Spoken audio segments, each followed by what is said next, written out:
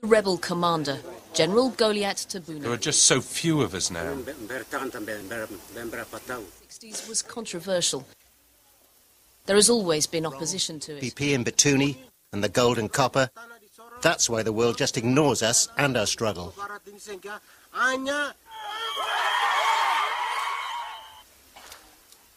There is no more potent image of national aspiration than a flag.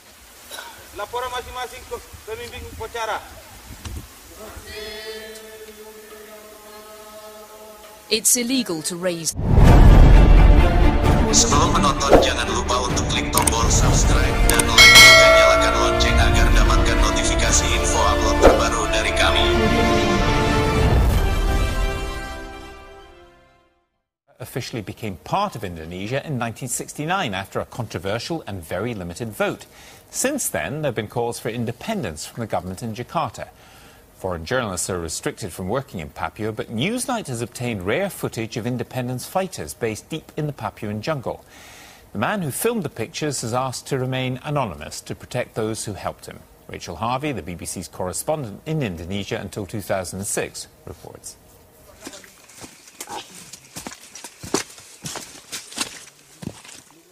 Papua's freedom fighters.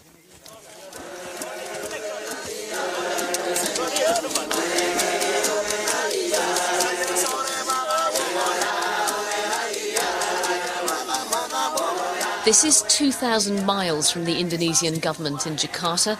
Culturally, it feels even further.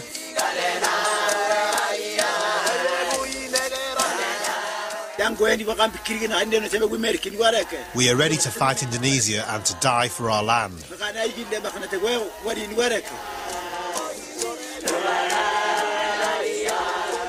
Papua is a land of mountains and jungle, roughly the size of Spain. For decades, a low-level battle for independence has been waged here. Few foreigners venture beyond the main towns. This remote highland outpost is Wamena. These pictures were filmed by a British man keen to document the independence struggle.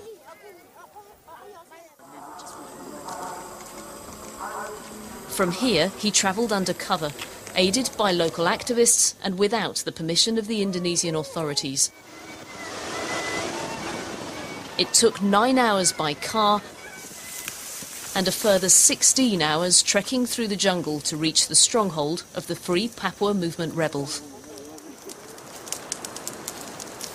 From one hilltop to another, a smoke signal confirms the approach of friends, not foe.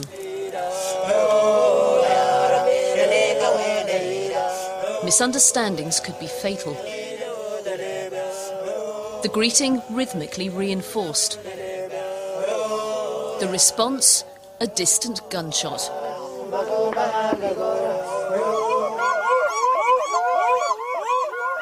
Permission granted.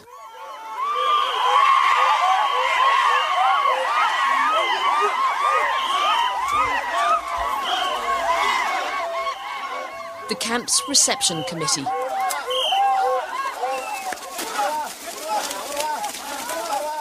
But they aren't here just to welcome strangers. The real focus of all this excitement is the appearance of another honoured guest. The rebel commander, General Goliath Tabuni. This is my land. Our ancestors gave us this land. We want independence. Indonesia has stolen our land from us. How long have we been suffering in the jungle? How many people have died? There are just so few of us now.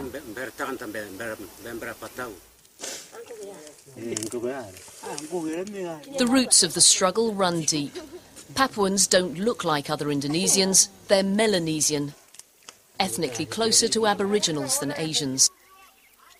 Their integration into the wider archipelago in the 1960s was controversial. There has always been opposition to it, but the violent resistance is increasingly fragmented and poorly armed. Its power lies as much in its symbolism as it does in its ability to wage war.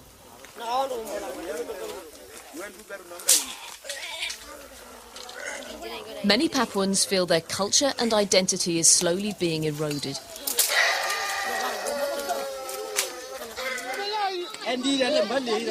Migrants from other Indonesian islands now make up about half the local population, and some of those incomers consider the traditional Papuan way of life backward and uncivilized. Layers of grievance have built up over the decades. Kami sudah cukup. Indonesia kejahatan terhadap kemanusiaan oleh. We've had enough. Indonesia has committed crimes, killing people and other human rights abuses. Dan kemanusiaan. Jadi kami. But we're suffering, and it will be over for us, just like what happened to the Aborigines. Dengan perdamaian, zona damai di Papua, otonomi federal dan segalanya.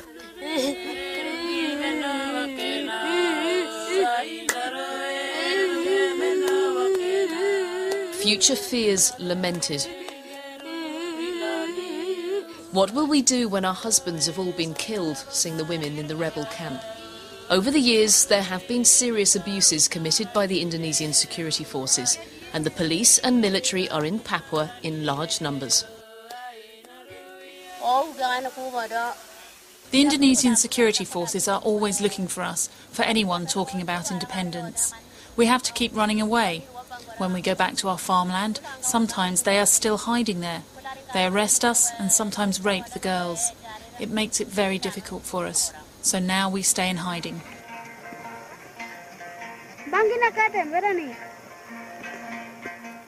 The Indonesian security forces are being reformed, but the legacy of past behaviour will take time to erase. The military posts are well within view, nestling in the valley. And as long as the independence fighters are here, so will the soldiers be.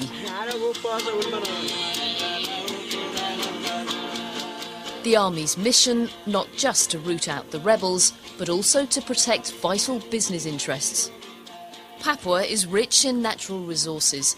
It's home to the world's largest gold and copper mine. There's gas, timber and palm oil. A blessing for some, a curse for others. Secara moral orang pemerintah Belanda ada. We believe it's about morality. Kepentingan ekonomi. Because the world is interested in our resources, they won't talk about us. Because of the oil in Sorong, BP in Batuni, and the gold and copper, that's why the world just ignores us and our struggle.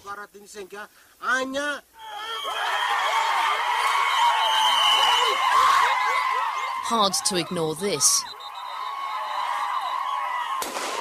Passionate defiance, proud traditions.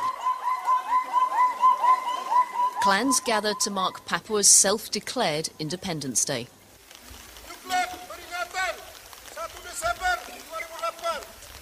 Now is the time to get our sovereignty back, he says. In towns and villages, all Papuans must unite. This ceremony is usually conducted in secret. Few outsiders have seen it, let alone filmed it.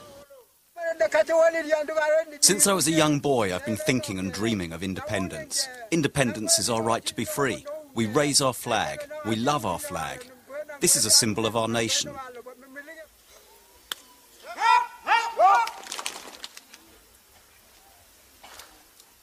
There is no more potent image of national aspiration than a flag.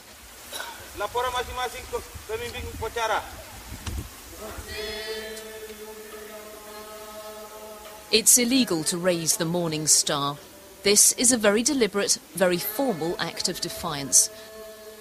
Papua has been granted a degree of autonomy from the central government in Jakarta, but its implementation has been patchy. And for the Free Papua movement, anything short of full statehood will never be enough.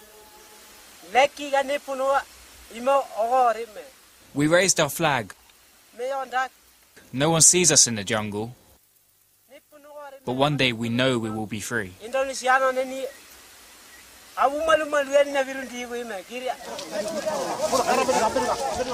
Anger at the state displayed in an act now universally understood.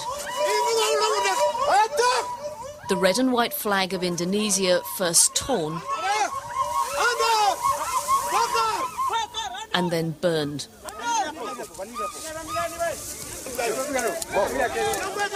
While the Papuan flag flies free.